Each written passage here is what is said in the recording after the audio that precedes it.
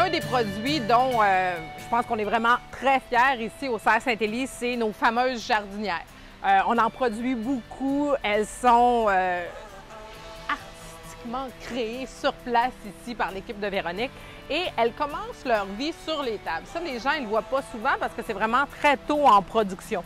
Puis pourquoi on les met sur les tables et pas directement tout de suite sur les pôles accrochés? C'est parce qu'on veut vérifier la qualité de l'enracinement. Quand ils sont sur les tables comme ça, on peut voir au niveau de l'arrosage, on peut voir s'il y a des variétés qui vont moins bien supporter le repiquage. Alors que si elle était carrément en haut sur les pôles, bien, on les descendrait au printemps puis on ferait il y a 2 plantes qui manquent. C'est pas nous ce qu'on veut comme produit de qualité. Fait on les laisse comme ça pendant plusieurs semaines sur les tables et ensuite tout le monde va s'en aller en haut pour pousser et être surtout irrigué de manière automatique. Ça, c'est plus facile. On s'en va voir Véronique, qui est la grande artiste derrière la création des jardinières.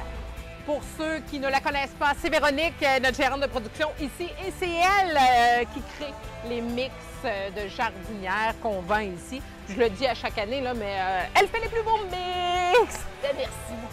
Tu sais, tu as beaucoup d'expérience, disons-le, mais comment tu crées les jardinières à chaque année? Bien, en fait, c'est évident que j'ai quelques recettes là, que je reproduis sensiblement d'année en année. Celle-ci que j'adore, d'ailleurs. Donc, on y va également avec les nouveautés qui rentrent sur le marché. Donc, je peux voir d'une année à l'autre, ah, bien, celle-ci, je pourrais remplacer la pétunia par celle-là. Puis, le fait de vendre des boutures également aux clients au Serre Saint-Élie, bien, ça me permet de jouer comme ça puis d'aller chercher les plantes.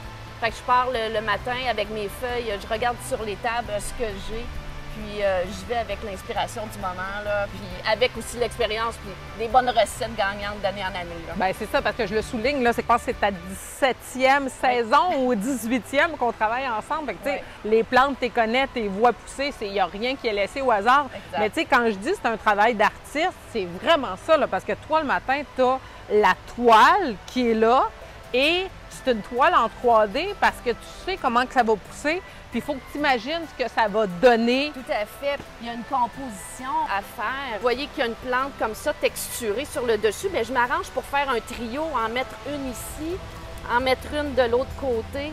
Donc, la composition va bien s'arrimer, là. Puis on fait comme ça dans les textures, dans les sortes de feuillages. Tout est là pour nous aider à faire une belle œuvre au final. Fait que tu travailles avec la texture, la couleur, la croissance, le style. L'ensoleillement.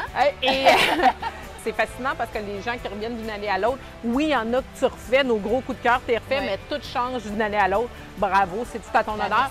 Je le dis pour les gens qui se disent « Ah, mais j'en voudrais 4 pareils ». Sa recette, elle le refait plusieurs fois pour justement que les gens qui en veulent 4 pareils, c'est possible. Exact. Je te laisse à ton arrosage. Parfait, merci.